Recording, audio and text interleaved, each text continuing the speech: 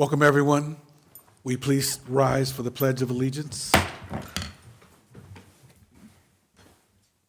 I pledge allegiance to the flag of the United States of America and to the republic for which it stands, one nation, under God, indivisible, with liberty and justice for all.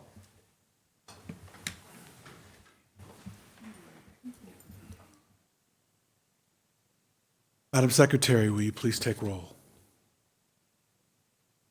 Chair Burton, Present. Commissioner Puppy, Commissioner Ragsdale, Here. Commissioner Kupsick, Here. Vice Chair Damasio, Commissioner Bassler, Commissioner Trupiano, Here. Alternate Hester, Here. Alternate Manuel, Alternate Belshi, Alternate McDonald. We will have Alternate Hester seated for District 4. Thank you, Mrs. Hernandez. The next item on the agenda is approval of the minutes from the February 11th, 2025 Planning and Zoning Commission regular meeting. Are there any edits to the meeting? If not, may I have a motion? I motion that we approve the minutes from the February 11th, 2025 Planning and Zoning Commission meeting. I'll second that. All in favor? Aye. Aye. Any opposed? Motion passes. Scaleka, regular agenda item. Number 3A, Greenlight Verado rezoning to planned area development, PLZZ-24-0011.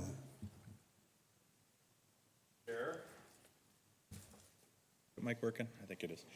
Thank you, Chair, members of the commission. Good to be before you again this evening for our last meeting in February. So tonight, light agenda, only one item, and it is a rezoning for a project called Greenlight Verado.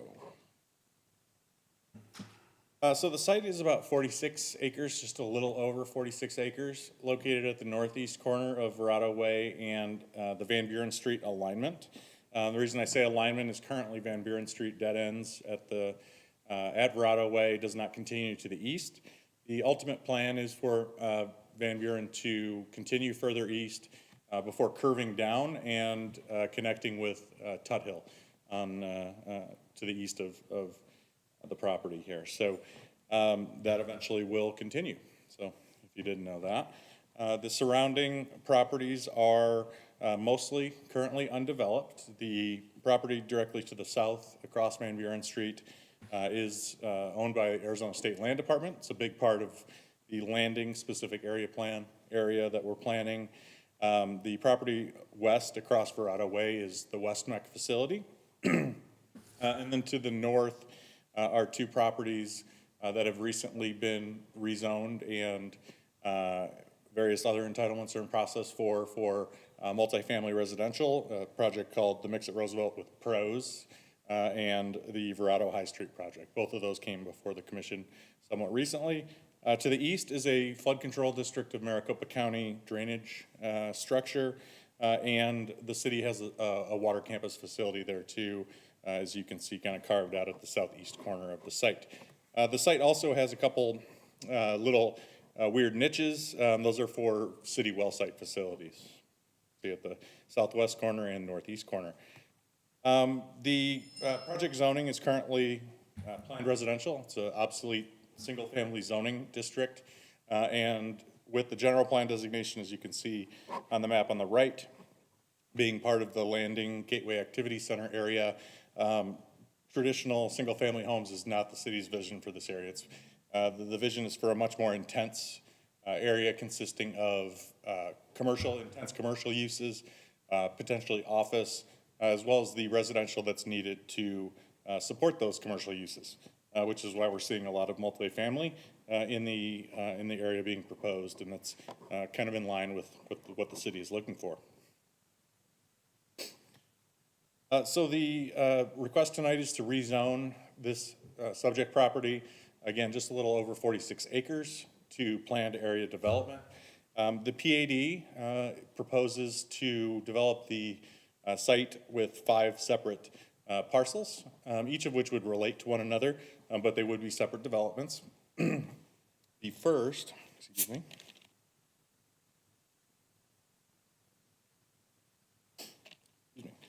The first is parcel A, and that's shown in the red on the graphic here at the northwest corner of the site. That is the commercial parcel. It's about 5.7 acres, and will be allowed tailored commercial uses, and I'll discuss what those are in just a second. Parcels B, C, and D. B is right here. C is the north parcel here, and D is this darker yellow parcel at the southeast corner of the site. Each of those is anticipated to develop with multifamily residential. Parcels B and C would be developed with market rate multifamily residential, whereas parcel D is expected to develop with what the developer is calling attainable multifamily. That's basically product type rent, expected rent that would cater to teachers, public servants, those types of salaries that might be a little bit below average, but it's not like a voucher or other affordable type of program. And then parcel E here on the far east side of the site is reserved for an expansion of the city's water campus facility. So that would support development, not just this development, but development in the area as a whole.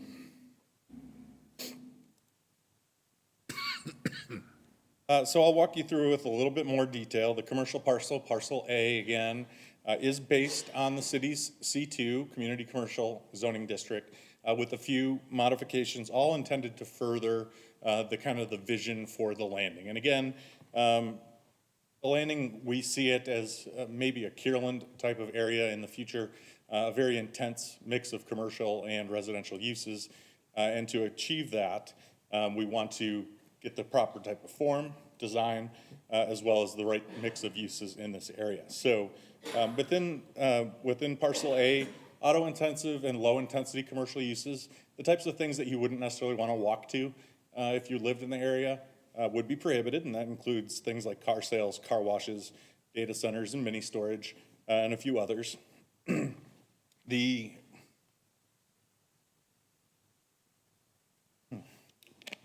maximum setback that will be provided from all adjacent streets will be established in this document. Currently, our code doesn't establish any maximum setbacks. It requires a minimum setback to get a landscaped area in front, but you could set the building back 200 feet and have parking in front.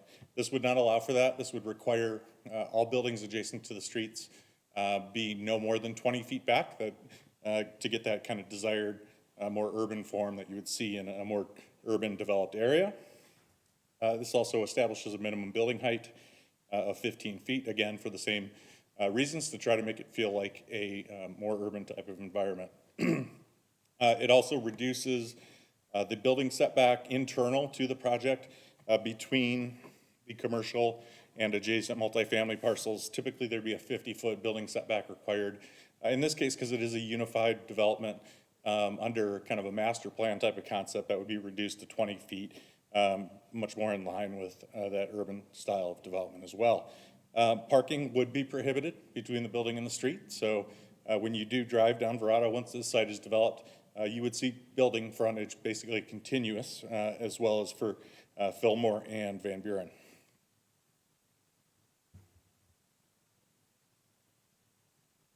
The multifamily standards for parcels B, C, and D, and even though parcel D is for attainable housing, all of the same standards apply. So the same level of quality in terms of architectural design would be required for that. So put any fears to rest. The MF2 district would establish the permitted uses, which is just a residential use of the property. So there's no modifications proposed to that. A lot of these same modifications to the setbacks as was proposed for the commercial. We would again establish the maximum building setback to get those residential buildings placed up at the street. We would establish a minimum building height of 30 feet or roughly 3 stories with a maximum up to 65. There's neither a minimum or a maximum that is established in MF2. This would increase the landscape percentage on the property up to 15%, 5% increase over what our typical requirement is. There would be a reduction in parking lot landscape islands from what typically would be required. Usually we get one landscape island per every 10 spaces. This would be 1 per 16, but again, those parking lots will be located interior to the site where they're less visible and need a little bit less in terms of landscape treatment.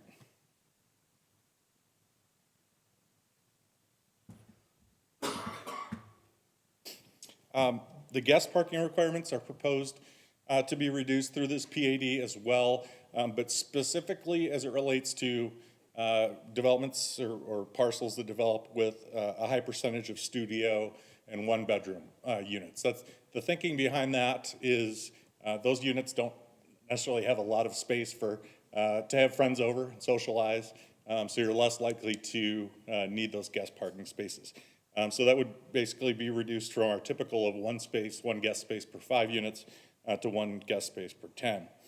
And then lastly, parking as well as fencing. So you won't have a perimeter wall on the outside of the project. It'll, the first thing you'll see is the building that would be prohibited between the street and on the face of the building.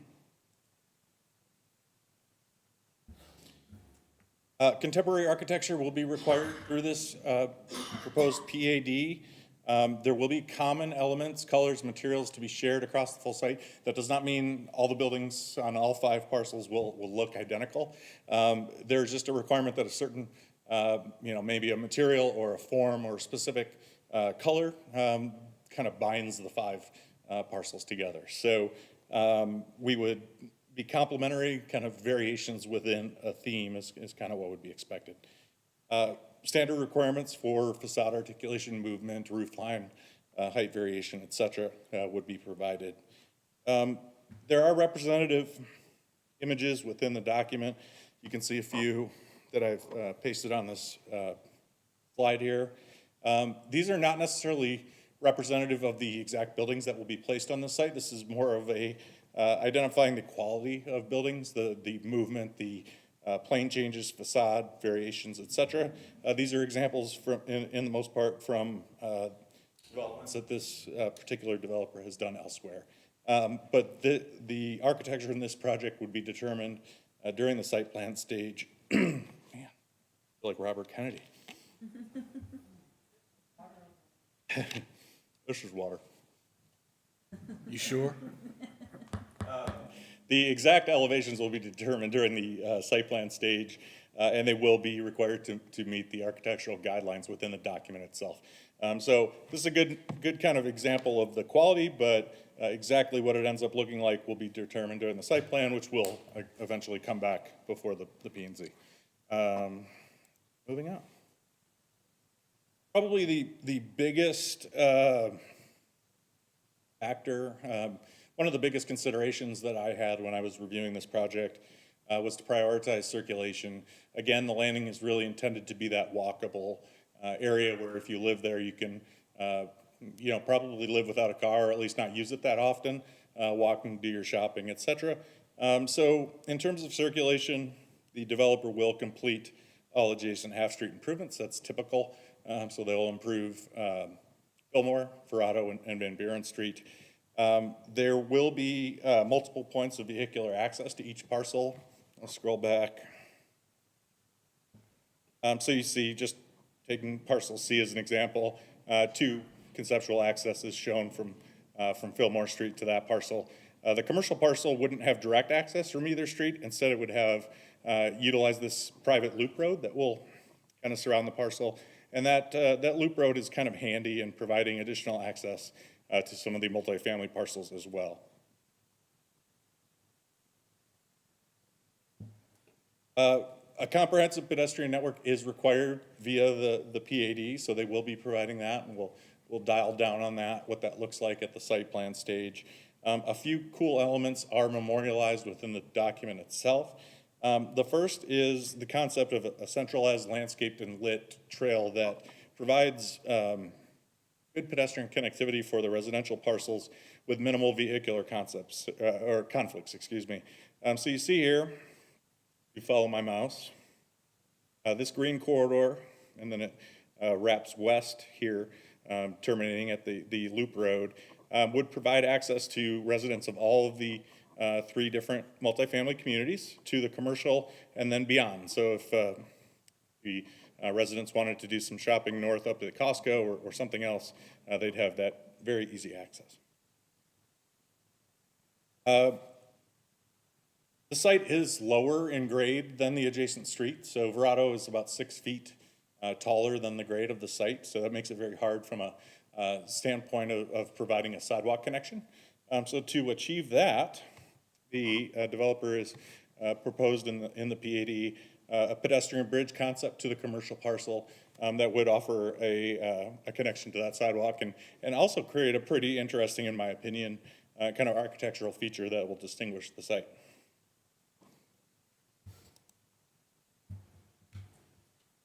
In terms of staff's analysis, we believe that the PAD is consistent with what the city's vision is for this area, the landing. It addresses multiple different general plan goals and policies related to provision of different types of housing and achieving the goals for activity centers.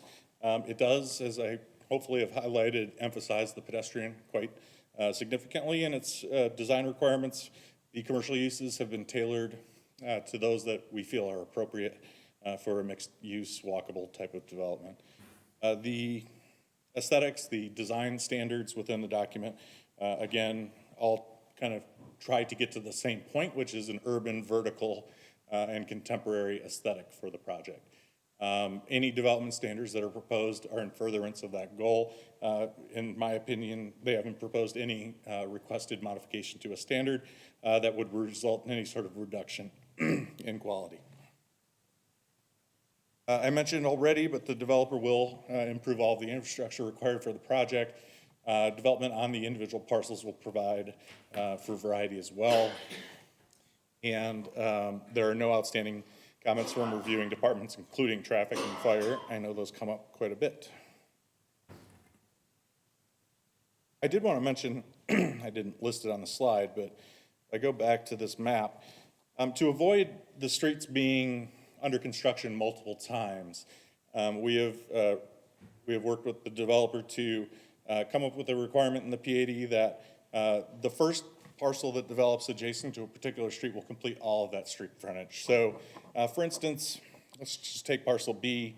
If this is the first thing to come in, multifamily on parcel B, they would complete Verrado Way, not just adjacent to the yellow here, but the full length, all the way up to Fillmore, and they would complete Van Buren all the way from Verrado Way to the edge of the property. Similar with parcel C, they would complete Fillmore the full way, including in front of the commercial parcel. So it's a way to reduce the frequency of street construction rather than hopefully doing its little bit and then be finishing off Verrado Way. Public participation, there was a neighborhood meeting back in middle of December at the Coyote Branch Library. There were no attendees to that meeting. We also received no written support or opposition to this to date. A good reason for limited participation for this is the property is surrounded by very big properties. It doesn't, the 500-foot radius that the city requires doesn't hit any single-family residential properties. The developer is working with Liberty Elementary School District on a donation agreement. And the Buckeye Union High School District, which is actually the owner of the site selling to the developer, has indicated they're fine and they have adequate capacity. So with that, Chair, members of the commission, we do recommend approval of this rezoning, subject to conditions A through double G.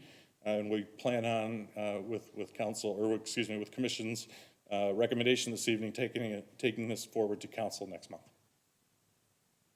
Thank you, Mr. Galika. Is the applicant here? And would he or she like to, well, he, because there's no she's in here, like to speak? Yes, please. Hello, Jeff Bliley, 701 North 44th Street, here on behalf of the applicant. Yeah, I'll just bring up a couple things that Ken didn't hit on. As Ken mentioned, we are under contract with the high school district. This is an old high school district piece of property that we're under contract to purchase. The high school district, as Ken also pointed out, there's a water campus on the site, or to our southeast corner. They participated in that when another client of mine constructed that campus. So they have some water capacity in that plant. And all the water infrastructure is in place for this development. We worked with the city on the expansion. The campus has and Ken pointed out that parcel E, we'll be dedicating to the city once we close. And in exchange for that, the city agreed to give us the additional water we needed to develop the property as anticipated, which also caps our density at what it is. So we have a fixed, a finite cap on the amount of units that we can develop. I know when we met with some of the mayor and some of the council members, they kind of wanted more density here, if we could go even higher, but we're pretty much maxed out. So if this develops as we've anticipated, and typically these come in usually a little lower than what's in the PAD, but that's the most we can do. But we accommodated for the commercial. We had some good discussions with Ken on the commercial. There's a lot of commercial in the area, as everybody's aware. I live in Verrado, so I know there's a lot of commercial in the area. So you've got hundreds of acres of commercial being developed to our north. So this is more, we saw this piece as more strategically located for that high-density residential to support that. It's consistent with the general plan. It's absolutely consistent with the landing that hasn't been adopted yet, but is still going through the process. So we think that what we're proposing really fits in well. We're here for your support and here to answer any questions you might have tonight. Happy to answer any. Thank you. No questions, thank you. Ms. Cupset. No questions, thank you. Thank you. Ms. Tester? No questions. Mr. Bassler? In reading through the material, number one, I'm in support of the project. Just some clarification. B and C have 24 units per acre, and Area D has 54 units per acre. Yes. What is the kind of the difference with Area D versus B and C? Sure. And Greenlight is the applicant, and so what they're going to develop, and if you're not familiar with their product, they do what Ken mentioned, a more attainable housing. Now, it's not subsidized housing, it's not Section 8, but what they do is they build a product, they can build it and make it more affordable, more attainable. They can keep rents $300, $400, $500 less than the market rate with the same type of unit. But what they do build is traditionally on parcel D, you're going to see a lot of studios and one bedrooms. That's why the density's higher. They build a lot of the smaller units, which is going to frankly work out really well because they're under contract to sell parcel B to another more attainable type developer who focuses on the 2 and 3 and larger units. So the 2 units are going to really work well together. I was going to mention, I didn't, I'm glad you asked, but if you want to see a sample of what Greenlight does, they're doing a very similar project right now next to Goodyear City Hall. If you drive up to Goodyear City Hall just to the north, you'll see one of their projects. And they were real anxious to get that because they provide that housing that, people that work for City Hall can actually afford. And it's the kind of housing that my kids are looking to try to find because it's hard for people in their 20s to find a place. But so they've got a piece right up by Goodyear City Hall and then another project south of I-10 on Bullard as well. Bullard and Buren, I believe. That's why the density is higher on that piece because it's focused on predominantly studio and one-bedroom units. Okay. It just seemed like a lot on an acre, that's why I asked. Yeah, it is. It does seem like a lot, but if you go look at one of their projects, you'll see that how it works. Okay, thank you. Bastian? Yes, I got a couple questions. When I brought this up to some neighbors and stuff, one of the first things that came up all the time is traffic. Verrado's already got a ton of traffic on it. I assume all the proper traffic studies have been done, city signed off on the traffic studies. Yeah, Commissioner, that is correct. They did submit a traffic impact statement with this project. They will be completing their portion of the improvements.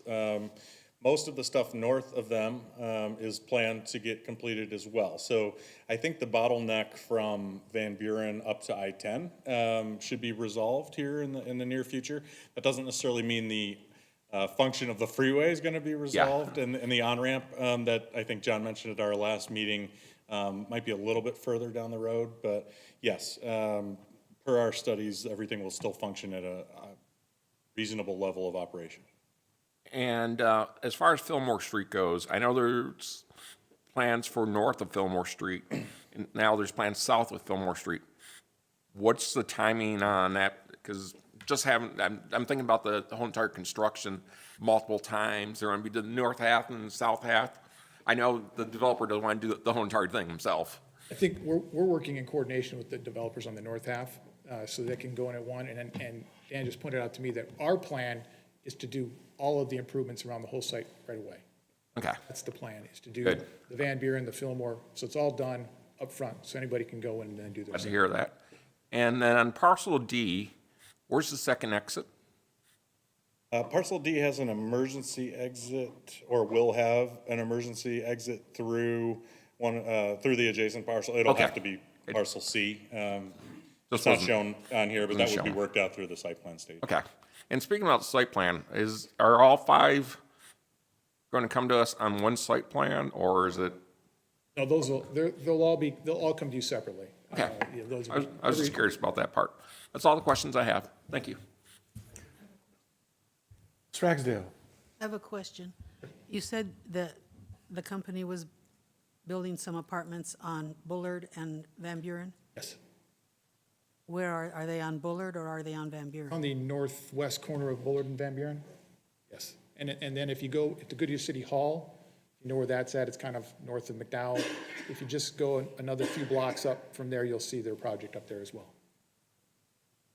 If you wanted to get a look at that before we come back for site plan, you could take a look and see what they're Well, building. I was driving down there, and the only ones that stood out to me were the ones on the south side of the road between Bullard and Estrella were not very attractive, so I'm glad that wasn't yours. And there's a few unattractive ones out there that we're Yeah. avoiding. Putting one in, never mind. It's too close to home. I think we know which one you're talking about. As a Buckeye resident. Let's move on. All right, I have a question for you, sir. What is going to determine which which project gets built first? Whoever wants to, we don't really know who's going to go first. There's no order. Again, what we're planning to do is all the infrastructure. So whoever wants to go first, and it won't cause any disruption for whoever goes second. As of right now, you'll probably see either B or D, but again, that could switch around. We have somebody interested in B. My clients are looking at doing D. We could turn around and have somebody interested in doing C right away. So it's hard to say who's going to go first. But what we will have is all the infrastructure in place. Understood. Thank you. Thank you, sir. At this time, I will open it up for a public hearing. Madam Secretary? We have no submitted. Thank you. I'll be closing that public hearing. May I have a motion? I will make a motion to approve Green Light Verado rezone PLZZ-24-0011 with subject to conditions A through double G. I'll second that. Thank you. There's been a motion and a second. All those in favor, say aye. Aye. All those opposed, or is there anyone opposed? I didn't think so. Motion cleared, passes. Thank you.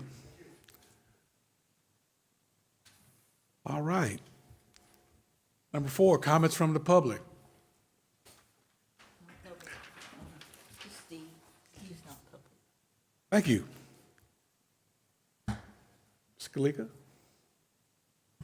Good evening again, Chair. Almost nothing to say tonight, other than we have, I believe, as of now, 3 items scheduled for next meeting, so I think that's March 11th, if my calendar is correct. It's possible we might add a couple more before that meeting. So look forward to seeing you in a couple weeks. Thank you. Commissioners, Nothing, thank you. Ms. Cupsack? I have a question, and you probably won't be able to answer it. Okay, yeah.